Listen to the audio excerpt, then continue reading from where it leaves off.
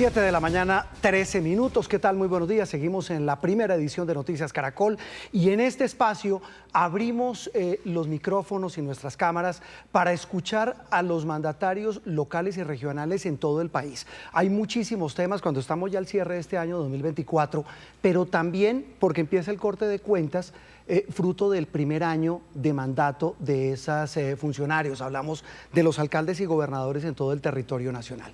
Hoy el turno a esta hora de la mañana es para el alcalde mayor de Bogotá, Carlos Fernando Galán. Alcalde, de verdad, un gusto que nos acompañe. Muy buenos días, Juan Roberto. Gracias a usted por este espacio, a Caracol y a todos que nos acompañan en esta mañana. Ya vamos a hablar, mire, tenemos temas de movilidad, Transmilenio, pico y placa, obras, seguridad, el agua, una cantidad de temas, pero queríamos arrancar, alcalde, con un tema del que hemos dado cuenta desde el fin de semana y lo comentábamos con usted hace instantes fuera de cámaras, y es la situación terrible de estas familias en el sector de Bosa.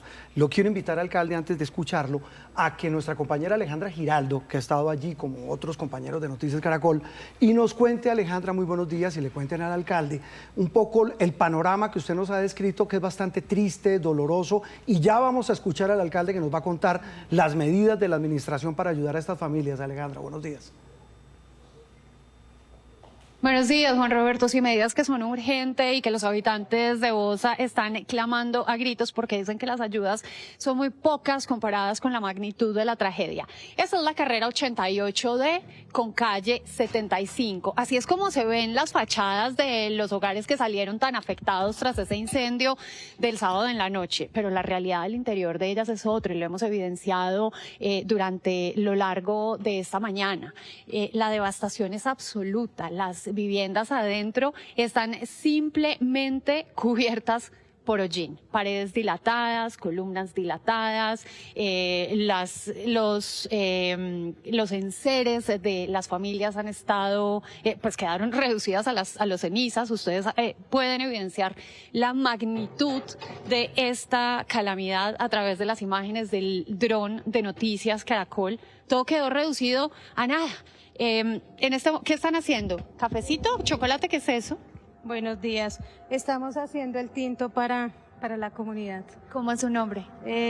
Sandra Barrera. Sandra, ¿usted dónde vive? Mi casa es esta.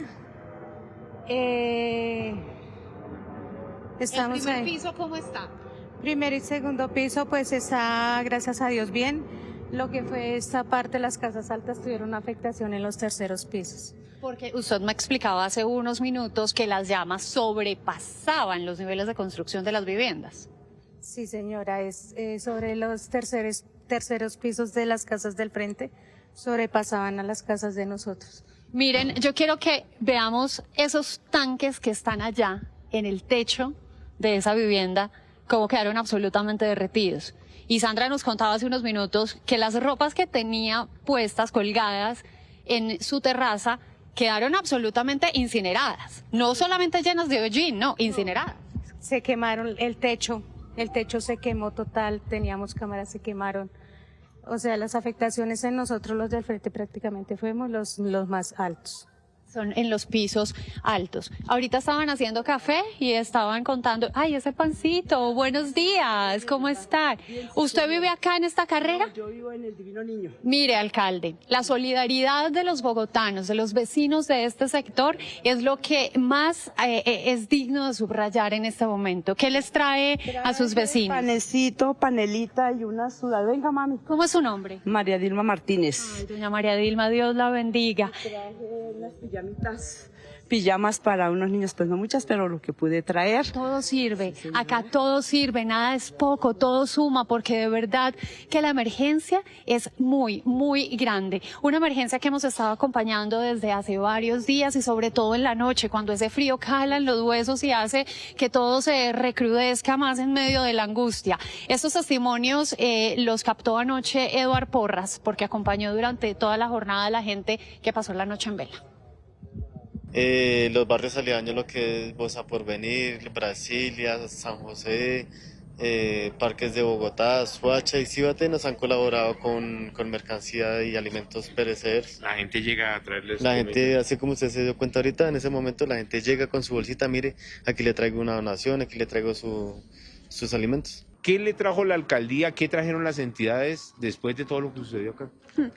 2 carpas y se fueron, no trajeron nada más. ¿Ya? ¿Y luego, y toda esa comida no la trajo la alcaldía? No, toda esta comida la ha traído nuestros vecinos de los barrios aledaños, porque nada hemos recibido de la alcaldía. La Navidad quedó truncada acá en el barrio Villaema, San Bernardino, en Bosa. Esas son las carpas a las cuales hacen alusión. Hoy funciona de parqueadero de esa moto, pues la gente ahí no se puede resguardar. Alcalde, la gente está realmente muy angustiada. Usted entenderá que en esas casas estaba el producto de su trabajo, estaba sus sueños, estaba su vida. Una vida que hoy quedó reducida a cenizas, a hierros retorcidos. Tienen mucho susto porque se les ha dicho que la administración podría ayudarlo con 1 o 2 meses de arriendo para que puedan moverse. Pero después, ¿qué, alcalde?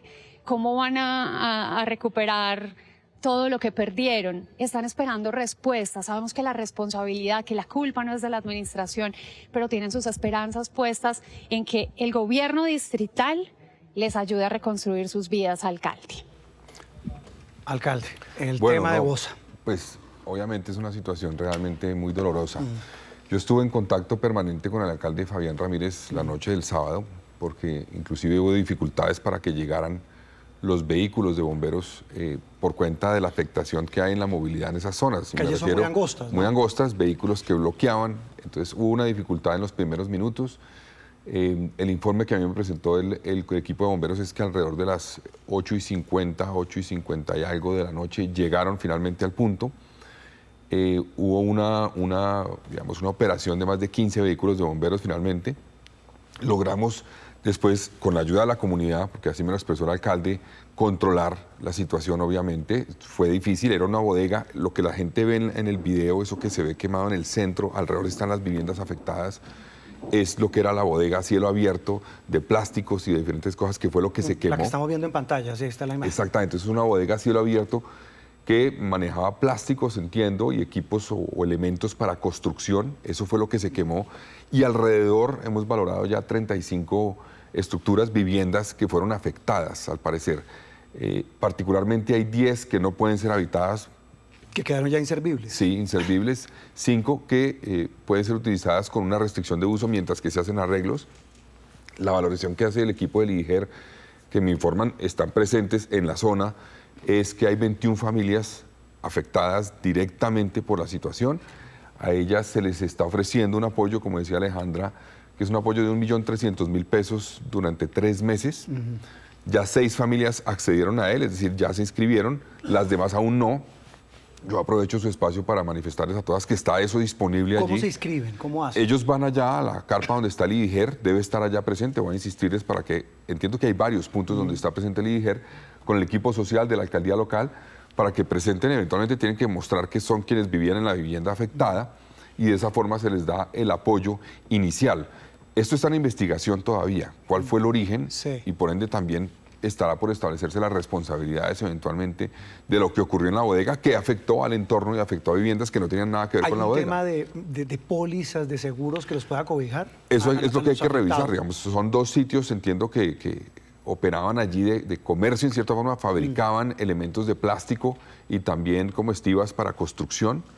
Y eso pues hay que determinar qué seguros tenían eventualmente, porque aquí hay una afectación por cuenta de lo que ocurrió en esa bodega donde manejaban ese tipo de cosas a la población alrededor, y sí creo que es importantísimo que la investigación nos dé luces de lo que ocurrió, las responsabilidades para eventualmente complementar las ayudas. ¿Qué hacer después de los 3 meses, alcalde? ¿Cómo se les puede ayudar a las personas para rehacer sus viviendas, independientemente del tema de una póliza? ¿Cómo hacer para ayudar? Pues vamos a buscar fórmulas, obviamente, tanto en lo que tiene que ver con lo que puede hacer el distrito legalmente, como eventualmente lo que se puede hacer en términos de seguros que pueda tener eventualmente la bodega que estaba operando allí. Hay que buscar las diferentes fórmulas.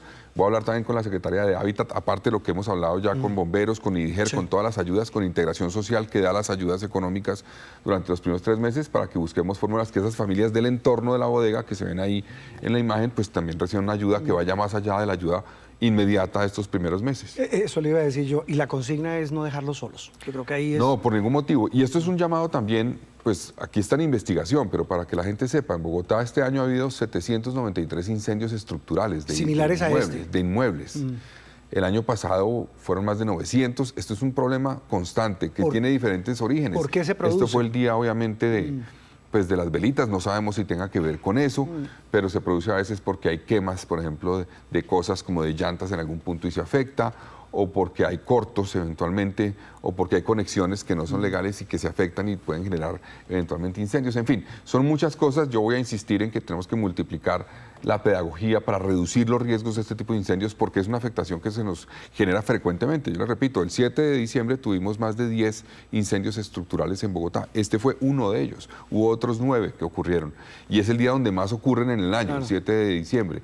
Pero pues tenemos que trabajar todos, la administración, en reaccionar rápido, en prevenir, cuando sea temas eventualmente de redes que puedan poner en riesgo a la población, pero también tenemos que trabajar obviamente en ser muy cuidadosos con el manejo de ese tipo de elementos, por ejemplo el día de las velitas particularmente. Claro, sí, que este incendio puntualmente, alcalde, para cerrar este episodio, pues encierra este drama humano que usted vio, familias sin hogar, niños, etcétera, un tema complicado, y vamos a estar muy hay pendientes sitios con riesgo, claro, de cómo les van a ayudar, que es lo Juan más Roberto, importante. Estamos trabajando, por ejemplo, yo le digo, hay puntos como La Rioja, donde están los indígenas en Vera, donde ellos han llevado allí, al parecer, pipetas de gas que no pueden estar allí.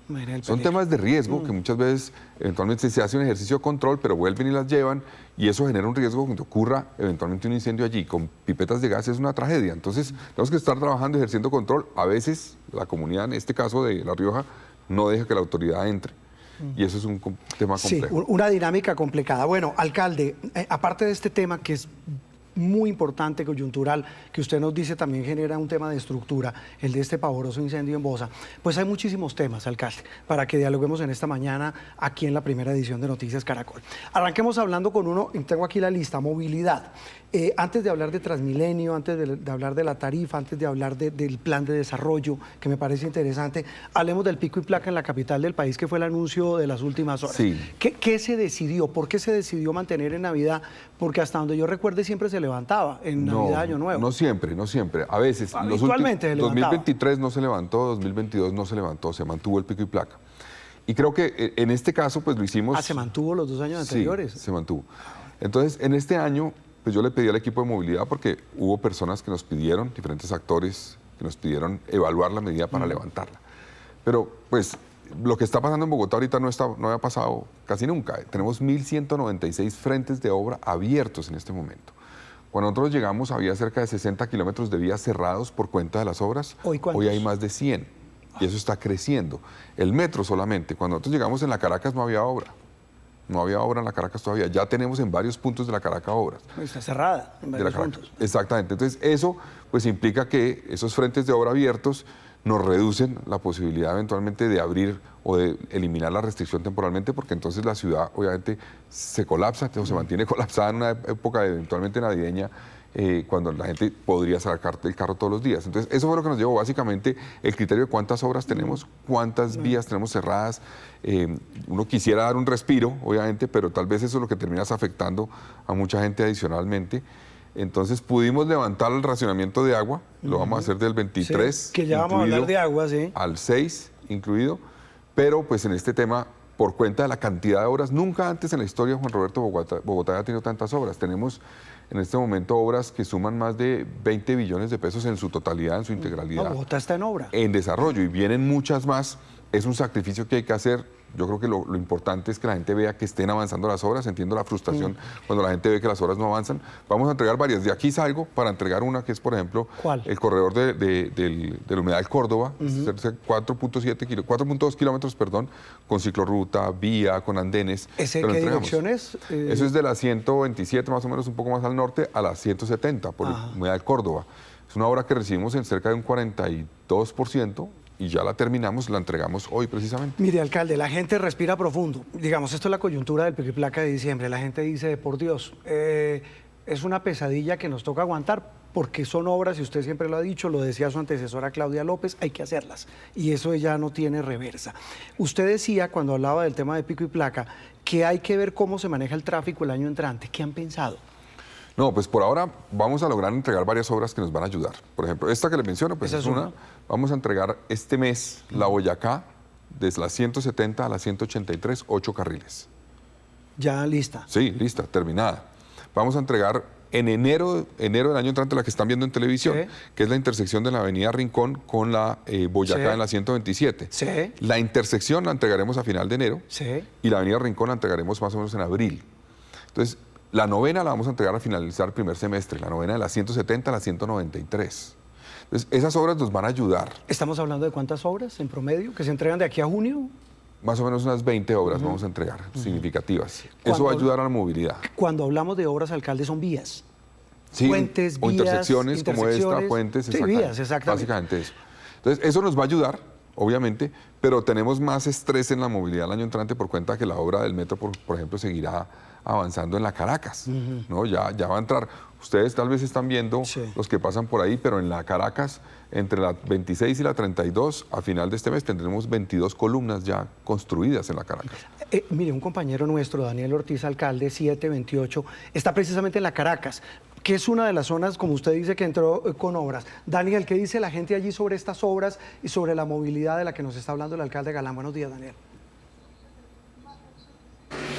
Juan Roberto, buenos días. Pues lo que dicen los ciudadanos es que los trancones se han agudizado durante los últimos meses, porque es que, mire, como mencionaba el alcalde de la ciudad de Bogotá, las obras pasaron de 73 kilómetros cerrados por vías de construcción, por todas estas situaciones, en el 2023 a 111 kilómetros en este momento. Y precisamente estamos en uno de los puntos de alto impacto. Les estoy hablando entonces de la avenida Caracas con calle 72.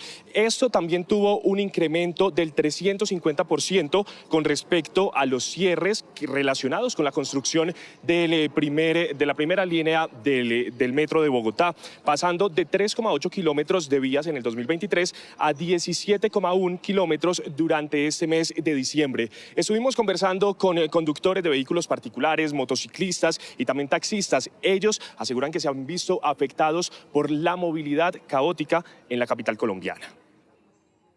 En este momento está complicado por tanto cierre que hay, pero pues tenemos que tener paciencia para que mejore la ciudad.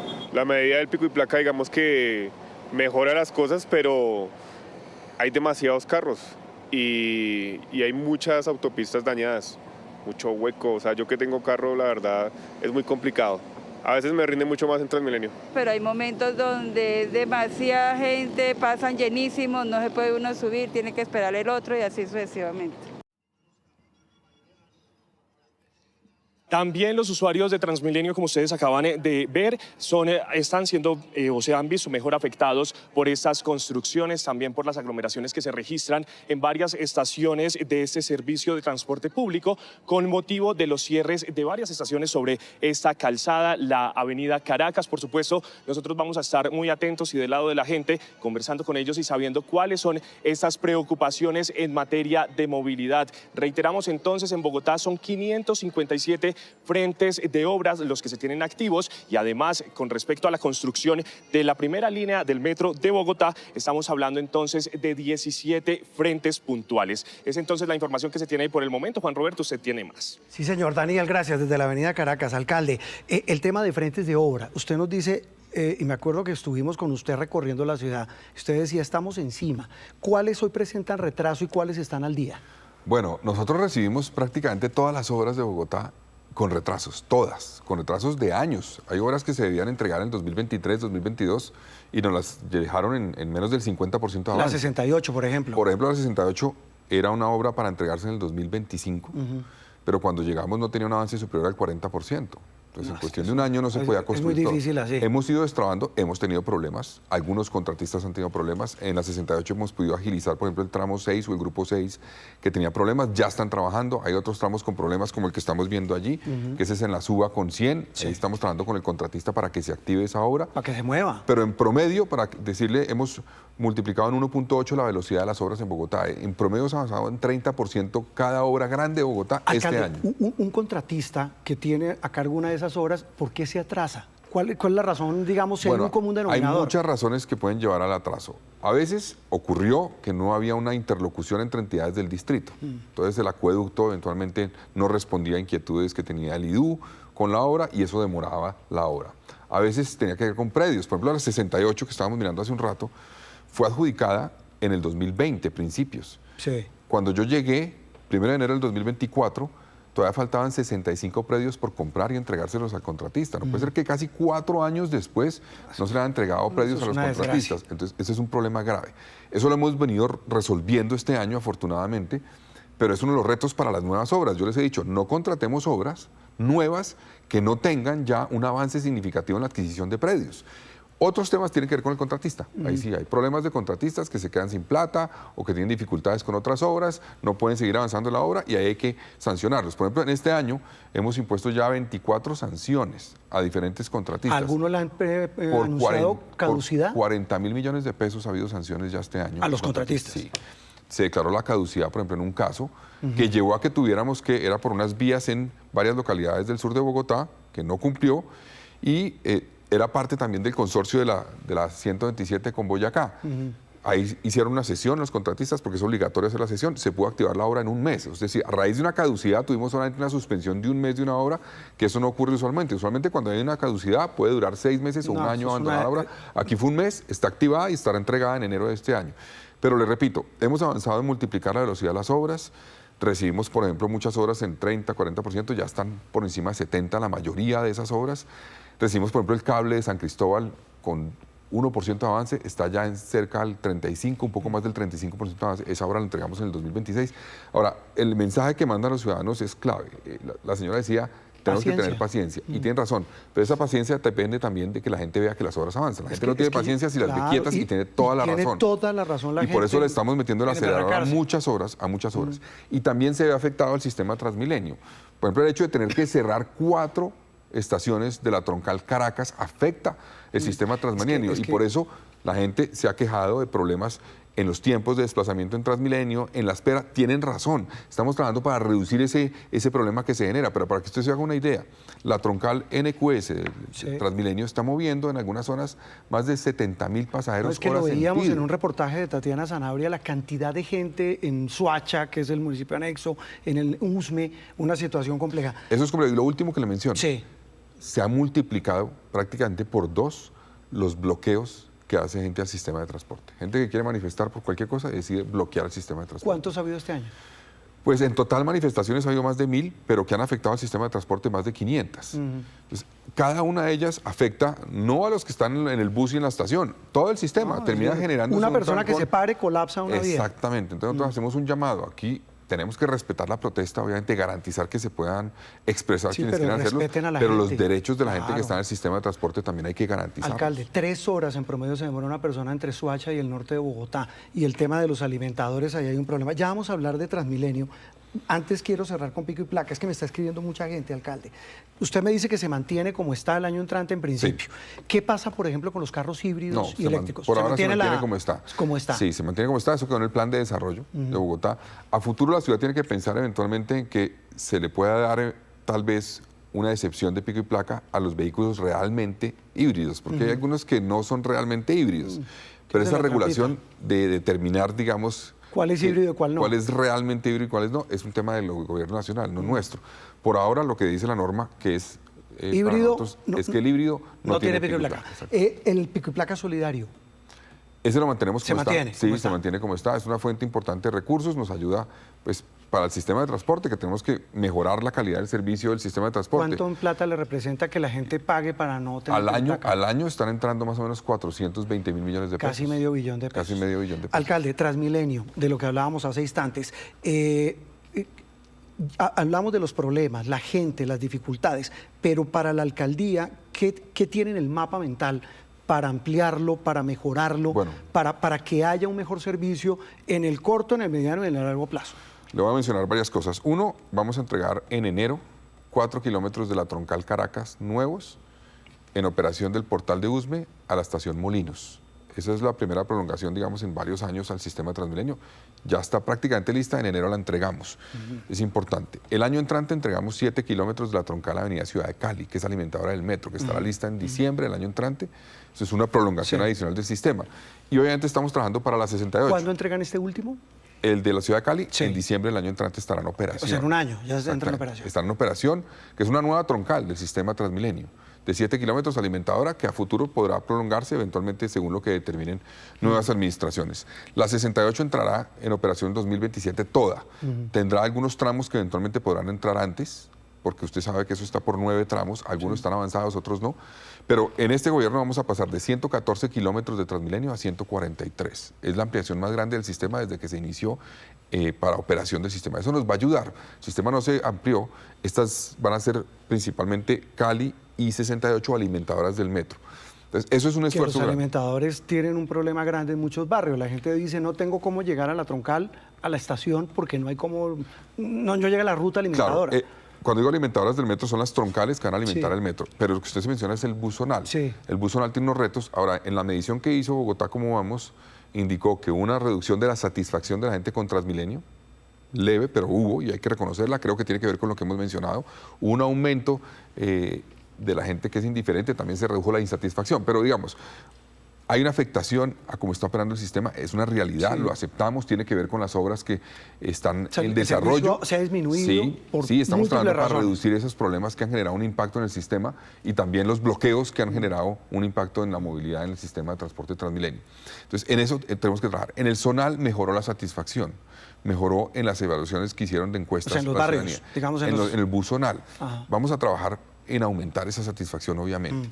Ahí hemos logrado reducir en un 1% los colados del sistema, bajaron a un poco menos de 14%, es un importante el avance. Los colados nos afectan también la calidad del también servicio, cultural. porque es gente que usa el sistema y no paga, y eso no es robarle al operador privado. Eso es robarle plata a los que pagan el sistema, que son los ciudadanos, O sea, a yo los que que se saco con montan. pagar si 10 se meten Exactamente. de Entonces, manera ahí tenemos que privada. trabajar. Ahora, este año hemos tenido un aumento de usuarios en el sistema de 3%. Después de que, usted se recuerda, en pandemia hubo una reducción Sí. drástica, no se había recuperado el sistema como se preveía. ¿Por qué Ya- aumenta, alcalde, si la gente, uno ve cada vez más bicicletas, más motos, más patinetas? Efectivamente están aumentando, pero el sistema ha logrado atraer más personas. Eso, en medio de las dificultades que tenemos, es un logro inmenso, porque tenemos muchas dificultades. Pues en la encuesta Como Vamos también indica que, por ejemplo, la mayor satisfacción en modos de transporte en Bogotá es la moto. Entonces eso implica que mucha gente está ¿cómo? migrando allá y tenemos que trabajar es para que regresen al sistema de transporte público, no persiguiéndolos, sino mejorando la calidad Muy del difícil servicio. que la gente se devuelva. A medida que avance, creo yo, las obras, que entren en Yo te- operación estas nuevas troncales, que entre el metro. El metro va a reducir el tiempo de desplazamiento de una persona, por ejemplo, de Gibraltar en Kennedy, al lado del Pero Gibraltar, a las 72, de 1 hora y 20, 1 hora y media, a 27 minutos. Sí. Entonces, 2 horas al día, ida y regreso en total, va a reducirse el desplazamiento de la gente, eso va a mejorar la calidad de vida. Cuando entren en operación esas obras, vamos a poder atraer, estoy seguro, más gente al sistema de transporte. Ya vamos a hablar de alcalde de seguridad, pero antes hablemos de metro. Usted dice, y lo vimos a usted la semana pasada, mostrando un reporte de avance. ¿Cómo va la obra del metro? Antes del metro, permítame una cosa Sí. de Transmilenio y el sistema de transporte. Me han preguntado, ¿hay que subir la tarifa? Se Es me olvidaba. inevitable. Mire, lo tenía acá. ¿Cuánto va a subir? No, eso lo estamos determinando, dependerá también de lo que se diga del salario mínimo, estamos estudiándolo. Pero aprovecho para decir una cosa, vamos a lanzar una figura, ahí estamos haciendo los números para ver cómo será exactamente, que permita a la gente comprar un paquete mensual de viajes y una reducción significativa del costo por viaje. ¿Cómo operaría? Básicamente, si la persona compra un paquete del mes, dice tantos viajes en este mes, los compro para el mes de enero, por ejemplo, tantos viajes, ya la tarifa por viaje de esos que compran no va a ser la tarifa plena, sino una reducción significativa, de Como más cuando del uno- 15%. Como tal si vez. uno cargara una tarjeta de celular o algo, pero le sale más barato si lo compra mensual. En muchas ciudades del mundo opera que usted paga mensual y le da un descuento. ¿Cuánto vale hoy el pasaje de Transmilenio? 2.950. ¿vale? Sí, Y está di- unificado con el zonal, por lo tanto no hay un problema en términos de transbordos. La gente puede hacer transbordo, no tiene que pagar, no hay ninguna dificultad. Independientemente del aumento, digamos que si paga hoy 2.950, si lo compra mensual le saldría más barato. Cada viaje Claro. compra un paquete de viajes y si usted lo divide la compra total por el número de viajes que va a tener, le va a salir más barato. ¿Cuánto estamos determinando? ¿Cuánto exactamente? Pero por lo menos un 10% menos le costará cada viaje. Pero de este esos anuncio que es importante, alcalde. Así como se anuncia que va a subir, que es ineludible, también por todos los temas de inflación, etcétera, el tema es que pueden buscar una alternativa a las personas mensualmente comprando esa tarjeta o cargándola Exactamente. mensualmente y le sale más barato. Exacto. Compran mensual un número de viajes, vamos a determinar eso en estas semanas, y en ese número de viajes tendrán un descuento significativo. Alcalde, también entiendo que la tarifa sube porque hay un tema de plata del Gobierno Nacional a Transmilenio que no funciona. No, pues básicamente cuando nosotros llegamos en el presupuesto 2024, la administración anterior había incluido una partida que iba a llegar del Gobierno Nacional que era de 825.000 millones de pesos. ¿Qué pasó? Yo me senté con el gobierno y el gobierno dijo, nosotros hemos ayudado a Bogotá en el pasado y a otros sistemas de transporte masivo, no tenemos ahorita las posibilidades de hacerlo, hay que buscar alternativas. Fue cuando el Gobierno Nacional dijo, busque el distrito vía eventualmente factura de la energía o el predial. Nosotros dijimos, no estamos de acuerdo con eso, no estamos de acuerdo por esa vía pagar el sistema de transporte, pero nos dijeron no tenemos plata este año. Entonces eso fue un hueco de 825.000 millones de pesos que nos quedó este año, el presupuesto que nos tocó llenarlo, y eso pues nos impide eventualmente mantener la tarifa como está hoy, nos obliga a subirla el año entrante, pero repito, como yo le dije al equipo de Transmilenio y al equipo de movilidad, busquemos alternativas también para subirla, pero mantener primero los apoyos y subsidios para ciertas poblaciones, es decir, ven A y B, por ejemplo, estudiantes, personas con discapacidad, entre otras, y aquellos que puedan comprar el mes, darle un descuento. Eso me parece muy importante. Alcalde, Metro de Bogotá, bien, ¿cómo va? El Metro va bien, el Metro va a cifras del 30 de noviembre en un 44.45%, ha avanzado más de 15.4% este año. ¿Está dentro del programa? Sí, está en el cronograma, está avanzando 2% mensual en promedio. Sí. Para que la gente se haga una idea, estamos construyendo 200 metros de viaducto a la semana en este momento. A la semana se están construyendo 200 metros, claro, divididos en cada una de las vigas lanzadoras. Hoy tenemos 5 en operación, una en instalación, vamos a tener 8 instaladas en el mes de abril más o menos, ya estarán todas en funcionamiento. Entonces ya la gente está viendo obra no solamente, digamos, en el patio taller, saliendo del patio taller, sino alrededor de Gibraltar. Ya hay más de 300 metros de viaducto, por ejemplo, construidos al lado de la estación número 1. Estamos construyendo estaciones ya de metro, la 1, la 6, van a un avance de 8%. Entonces vamos en ritmo. Ya llegaron los rieles a Colombia, estamos trayéndolos a Bogotá. En septiembre de este año 2025 que viene va a llegar el primer tren a Bogotá y a partir de ahí llegará un tren mensual más o menos hasta que complementemos los 30 trenes. El cronograma entonces, si se cumple, ¿qué implica? ¿Que cuándo empiezan las pruebas? Le voy a mencionar unos hitos exacto. importantes. Un hito importante es en mayo del 2026, estamos hablando dentro de 17 meses más o menos, año y medio, estará en operación de prueba con trenes 5.7 kilómetros de viaducto. Hasta la estación 4 más o menos, del patio taller a la estación 4, la gente va a ver trenes dando vueltas. ¿Cuántos trenes en promedio en prueba? En ese momento no tengo la cifra de trenes, pero varios trenes, porque tienen que cumplir 2.000 kilómetros de pruebas, entonces tenemos que irlos metiendo gradualmente al sistema. Ese es un hito muy importante. La instalación del sistema férreo y de los rieles completa debe estar terminada a principios del 2027 en todo el viaducto. O sea, toda esa primera línea ya tiene que estar lista. 2027. Y en septiembre del 2027 estará en operación de prueba toda la línea, los 23.9 kilómetros. ¿Entre dónde y dónde? Entre el patio taller y la 72.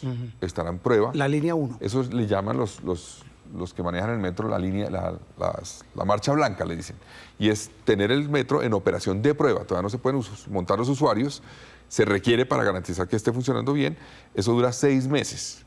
Y en marzo del 2028, yo ya no estaré en la alcaldía, se desmontará el primer ciudadano que pague su tiquete y entre al metro por fin. O sea, marzo del 2028 vamos en cronograma, va bien, la gente está viendo obras y un esfuerzo que hemos hecho es mostrar la obra para que la gente por fin crea, porque es que la gente con razón decía, nos llevan hablando 80 años de metro, nos dicen que ya está avanzando, avanzaba mucho lo que es la piloteadora, que eso es subterráneo, es un tema importante. Cada columna que la gente ve, por debajo tiene 12, 16 o 20 pilotes que van hasta 45 o hasta inclusive más metros de profundidad. ¿Y lo que dice es casi una construcción de la estructura de un edificio por debajo. ¿De cuántos pisos más o menos? Pues 45 metros de pilotes es el equivalente para un edificio muy grande, eventualmente. Entonces, ¿de para abajo? Claro, para abajo. ¿Cuántos pilotes se pueden estar ahí? Cada columna puede estar teniendo 12, 16, 20 pilotes, dependiendo de la columna, y son 900 columnas. Alcalde, para que se dé una idea. ¿Hay posibilidad de ampliar esa primera línea?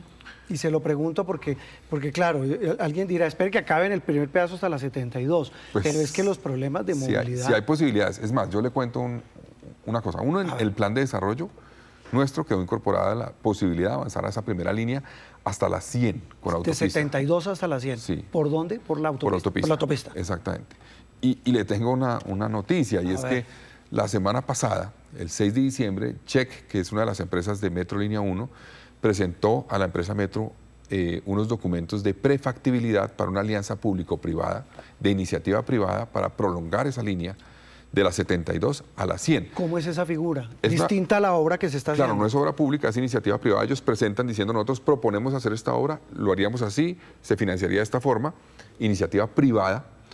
Eso lo vamos a analizar, básicamente nosotros, la empresa Metro, para ver si es viable o no es viable. La decisión la toma el distrito. Si es viable, no es que automáticamente sean ellos los que lo hagan. La empresa que propuso sino la PP. que se abre un proceso para que otros propongan, a la luz de lo que está proponiendo esa empresa, quién lo haría, para que el distrito defina cuál es el que lo hace con las mejores condiciones. Alcalde, pero eso implicaría que sí, y eso es noticia, si se hace ese tramo, se haría más rápido y sería un complemento a la obra que se está haciendo. Un complemento importantísimo porque además conectaría la línea 1 del metro con la troncal de la 68, ya no en la 1 de mayo solamente al sur, sino también en la 100. Serían dos puntos que se cruzaría con Transmilenio y conectaría.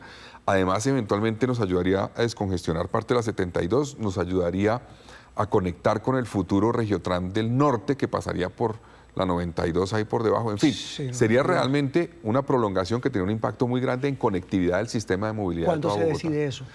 Nosotros tenemos, entiendo, más o menos unos 3 meses para mirar si esos documentos de prefactibilidad cumplen y abrir el proceso eventualmente para que otros puedan presentar propuestas. ¿Esa figura implicaría que no se dependería de plata de la nación, del gobierno nacional, para que se hiciera? Exactamente. Eso también es importante. Exactamente, no dependería de O sea, eso. es una decisión del distrito. Del distrito, exactamente. Absolutamente autónoma del distrito. Así es. ¿Y nos dice que cuánto, 3 meses? En 3 meses tenemos la noticia de si es, digamos, está bien la prefactibilidad. Luego hay que avanzar en el resto de etapas para eventualmente abrirlo a otros actores y que se determine cuál es el mejor. Pero si se abre la prefactibilidad ya es una luz verde, no, es un banderazo paso importante. importantísimo que se dio porque Pues, esta alcalde, es la primera propuesta de APP de iniciativa privada en sistemas metroferroviarios en Colombia, la que presentaron el viernes pasado. Alcalde, nos quedan 2 temas importantísimos y el tiempo nos apremia. Seguridad. Y voy a darle la palabra, el paso a nuestro compañero Julián Ríos, que está en el centro de Bogotá. Julián, el tema de seguridad, muy buenos días. ¿Qué dice la gente? Y ya hablamos con el alcalde de lo que está haciendo la alcaldía en este tema tan espinoso y tan delicado para los habitantes de la capital, Julián. Hola Juan Roberto, alcalde, muy buenos días. Hablando sobre el tema del metro y Transmilenio, pues a mi espalda está la estación Jiménez, una de las estaciones que dicen los usuarios más difícil y crítica en el tema de inseguridad. Mucho cosquilleo y se suben hasta familias enteras a robar acá. Este es un punto neurálgico porque estoy sobre la Caracas, entre calles 10ª y 11, en un sector que se conoce como el Madrugón y el sector de la Mariposa, que es un sector crítico por el tema de inseguridad y sobre todo en esta temporada de fin de año que se avecina, que los comerciantes y muchas personas pues están trabajando y se cree que pues se va a aumentar la inseguridad. Inseguridad porque no solo es en este punto, sino 99.000 hurtos se registran a diario en este año en la ciudad. Por ejemplo, en este fleteo que tenemos registrados, estas pobres señoras que salen de un banco, unos hombres se acercan, llegan en un carro, las abordan y les roban sus pertenencias. O casos como este, por ejemplo, se han registrado casos de hurtos de vehículos lujosos en el norte de Bogotá, o también a conductores de plataformas o de servicio de transporte que son asaltados de manera descarada por parte de algunos delincuentes. Hurtos aquí cerca, también en la calle Sexta, en los semáforos, infinidad de hurtos que están cada día creciendo en la ciudad, pero muchísimas personas hablan del tema de inseguridad en 5 localidades en donde más se registra la inseguridad y hemos hablado con algunos de ellos. Escuchémoslos. Es terrible porque digamos que hoy en día y más para estos tiempos de temporada la gente como que busca más, de pronto ve el papayazo de que la gente está ganando un poquito más, que sale de compras, entonces ahí es cuando den la oportunidad de pronto de robar. El gobierno se tiene que poner las pilas, el gobierno a nivel central, el presidente de la República, porque es que aquí los que mandan son los delincuentes. Lo que te dicen es, tengan cuidados, incluso saliendo del Transmilenio, dicen tengan cuidados con los bolsos, agarren los bolsos, avisan a algunos policías, ¿no? ¿Y cómo lo ha visto? ¿Qué piensas? Bueno, yo estuve aquí hace unos años y ahora creo que está algo mejor, pero no lo puedo decir. Y estamos con uno de los comerciantes que representa aquí a todas las personas del Madrugón, John Jairo Canchón. Vamos a hablar con él mucho más adelante, que tiene algunas preguntas, algunas inquietudes también para transmitirnos, pero regresamos con ustedes que tienen muchísima más información sobre el tema de seguridad, alcalde. Sí, señor, ya hablamos con el vocero de los comerciantes del centro, Julián, de muchos otros temas, incluyendo la seguridad. Alcalde, lo decía la frase del banner, es el gran reto de la ciudad el gran dolor de cabeza.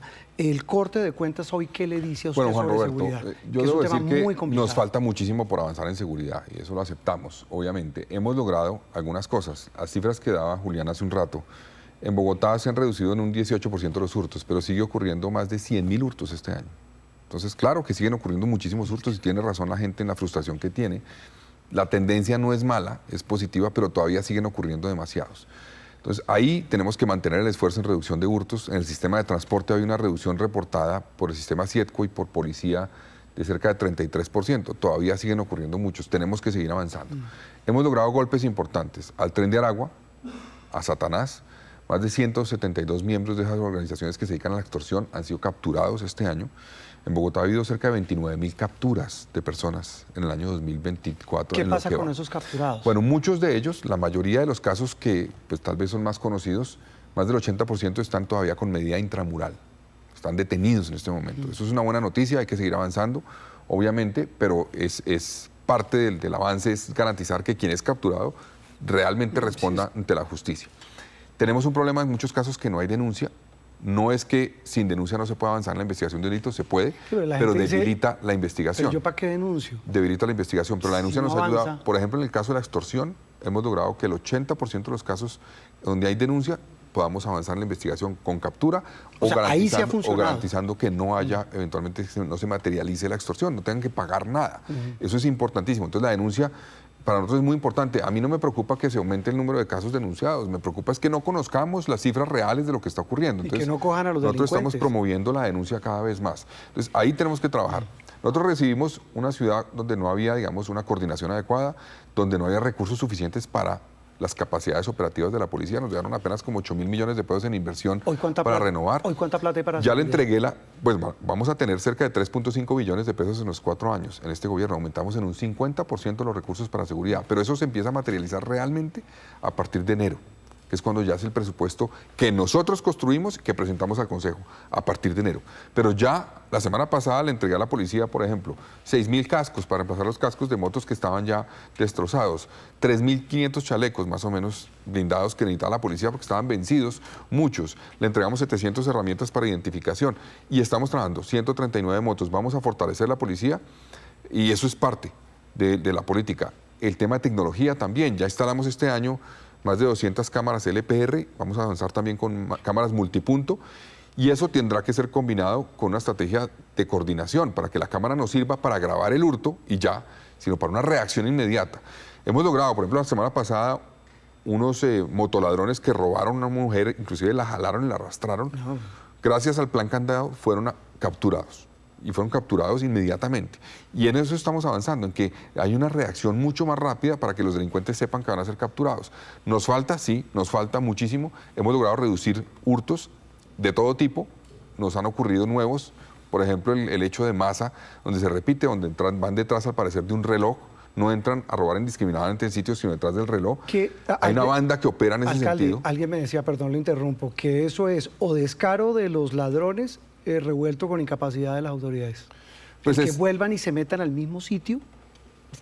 Hay un esfuerzo del sitio, mejoraron la seguridad, hay un vigilante, no está armado, la policía da rondas, la gente que conoce esa zona dice, pero yo veo una patrulla ahí permanentemente los últimos 8 meses. Efectivamente. Y volvieron los La patrulla salió, pero claro, la patrulla salió a dar una revista, en el momento que salió a dar la revista se demora 3 minutos, ahí es cuando entra.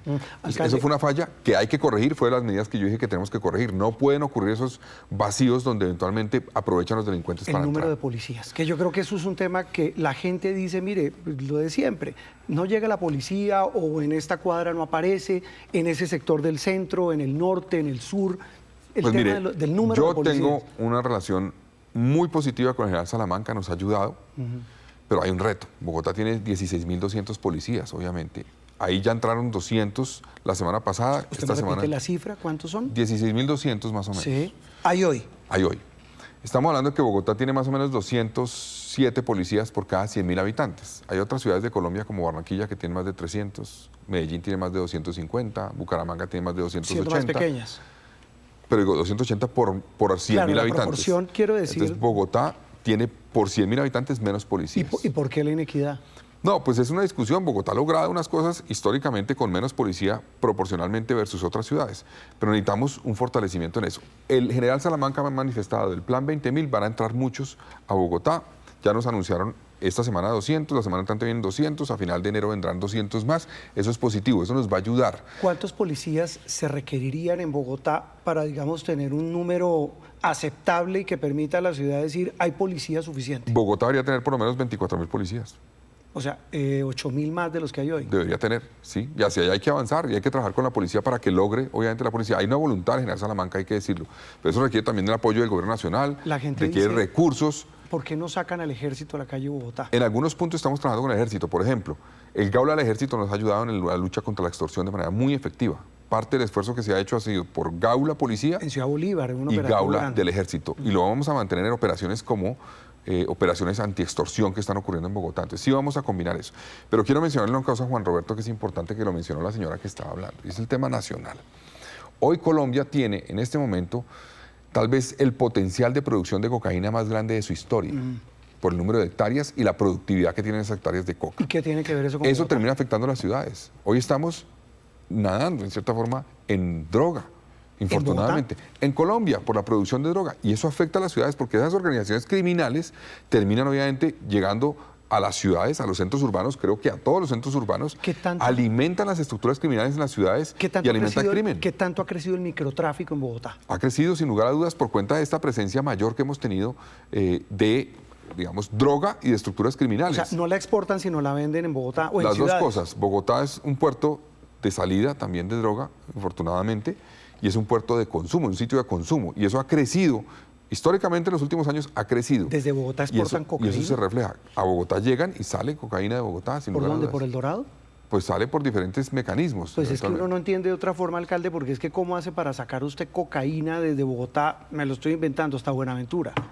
Por diferentes mecanismos, pero Bogotá, sin lugar a dudas, es un punto, obviamente, del tráfico de drogas. Y eso ha crecido. Entonces necesitamos, obviamente, una coordinación mayor, que la nación se ponga en la tarea. Yo sé que han incautado mucha droga, pero en parte esa droga se ha incautado por cuenta de que hay cada vez más droga en Colombia. Entonces, eso es uno de los problemas que nos está afectando en las ciudades. No digo un tema de Bogotá solamente, en todas las ciudades nos está afectando esta problemática del fortalecimiento de estructuras criminales que se nutren de la droga que se está produciendo en Colombia. Y eso pues nos lleva a las situaciones, creo yo, como por ejemplo el enfrentamiento entre bandas que ha llevado al aumento del homicidio en Bogotá. Parte del aumento del homicidio tiene que ver con enfrentamiento de bandas delincuenciales que operan en la ciudad, que la policía las golpea y al golpearlas se liberan espacios y entran a chocar por ese espacio de droga y eventualmente generan violencia. Panorama, alcalde, que nos cuenta, se está rebasando la capacidad del Estado en Bogotá frente a esta delincuencia tan grande que usted nos cuenta. No, nosotros estamos hablando de carteles gigantes metidos en Bogotá. Pues no se está rebasando. La policía precisamente ha logrado, como le decía, 29.000 capturas y estamos avanzando en desarticular esas bandas. Y parte de lo que ha ocurrido con los homicidios es que estamos golpeando bandas. Eso genera choques entre ellas para buscar ocupar espacios liberados por las bandas desarticuladas y se genera violencia. Y vamos a insistir, aquí no va a haber apaciguamiento con esas bandas. No nos vamos a quedar quietos en aras a que no haya eventualmente una reacción. Pero si la va a haber policía reacción, no vamos tiene a seguir. gente, si no hay capacidad. Pero estamos trabajando y estamos combinando con...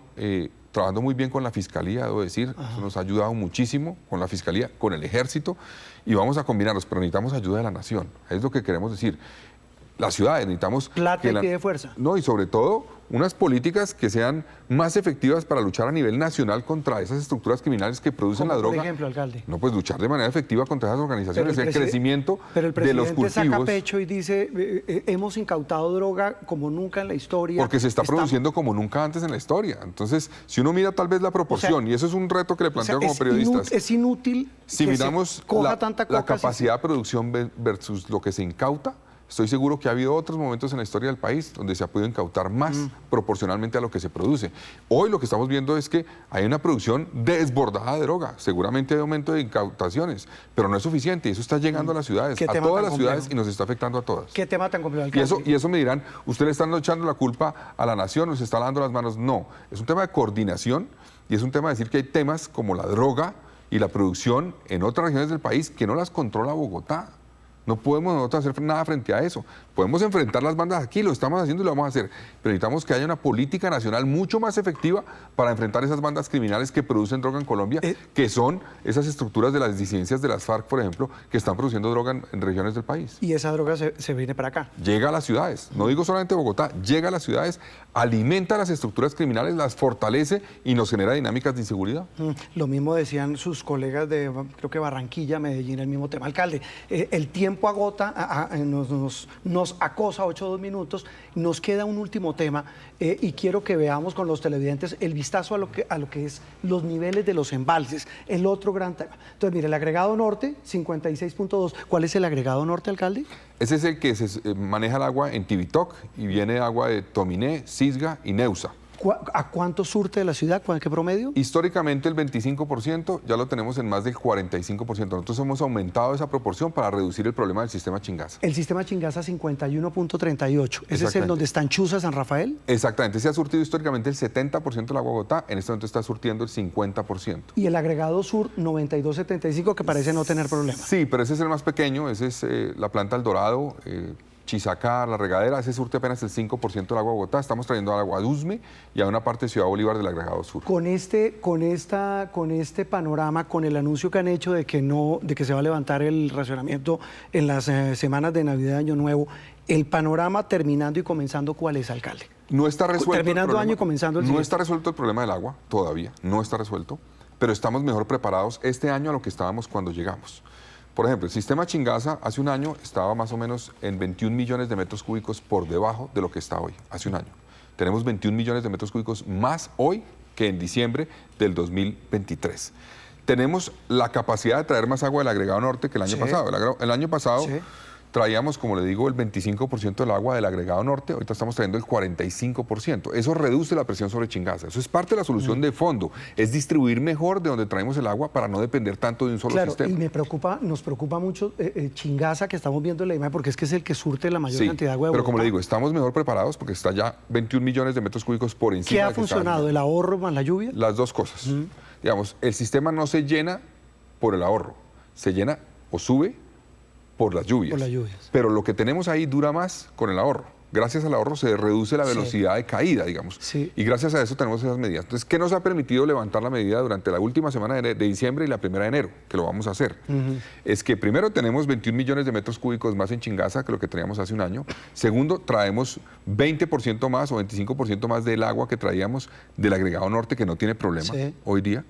Y tres, el consumo promedio entre la última semana de diciembre y la primera de enero baja un 5% históricamente. Siempre. Históricamente baja. Entonces va a haber un ahorro natural, sin necesidad de racionamiento.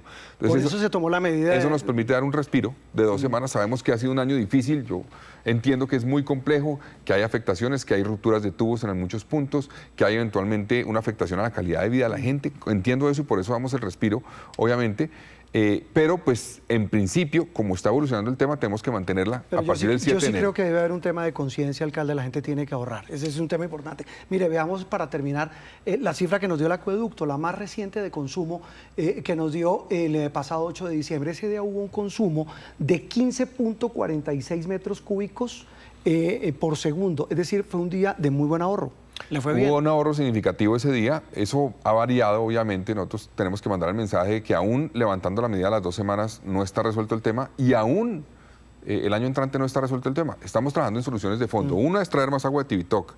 Otra importante, que le cierro un poco con esto, es una inversión que vamos a hacer con el Fondo Verde del Clima por $92 millones en la cuenca alta y media del río Bogotá, en Chingaza y en Sumapaz, para proteger las fuentes hídricas que garantizan el suministro de agua. ¿Cómo las van a proteger?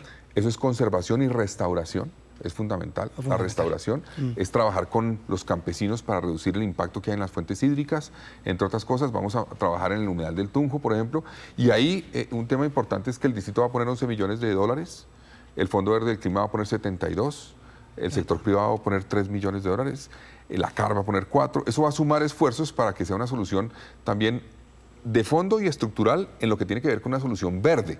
No solamente tenemos que pensar en cómo mejoramos y optimizamos la estructura de inversiones grises que se han hecho, de Chingaza, etcétera, sino también pensar en esto que es lo fundamental, es cómo protegemos aquellos ecosistemas de Hacia donde el largo sacamos plazo, el agua de alcalde, Bogotá. es que si no, Ese nos es el vamos a largo secar. plazo, sí, señor. Bueno, alcalde, nos quedaron una cantidad de temas, pero yo creo que tendremos tiempo, ya vendrá enero, cuando se cumpla ese primer año, alcalde, pero de verdad un gusto que haya venido a acompañarnos, sobre todo hablar con los televidentes de temas que les duelen, el tema de seguridad, movilidad, el agua, lo que pasa con la gente en Bosa, que está sufriendo, alcalde, de verdad, gracias por haber Gracias venido. por el espacio. Yo sé que falta muchísimo, hasta ahora estamos empezando, tendremos más herramientas a medida que avance el tiempo, pero estamos trabajando para que esta ciudad se ponga en orden por fin, resuelva problemas históricos, tengamos por fin metro, obras que llevan 10, 15, hasta 29 años. Hay una obra de valorización que fue cobrada en el 95, Eso no es se una había hecho, ya vergüenza. la contratamos, Eso es una la vergüenza. entregaremos el año entrante. Solo una cosa Saldar final deudas que yo creo que históricas. es, en medio de todo hay que sacar cosas positivas también, es la cantidad de turistas que llegan a Bogotá. Eso está creciendo mucho, las actividades de espectáculos han crecido mucho, hemos tenido muchos espectáculos este año, eso va a seguir creciendo. Un proyecto importante que está caminando es la APP del Campín, por ejemplo. Vamos a tener un nuevo estadio en 4 años más o menos en Bogotá, un estadio extraordinario, eso está avanzando.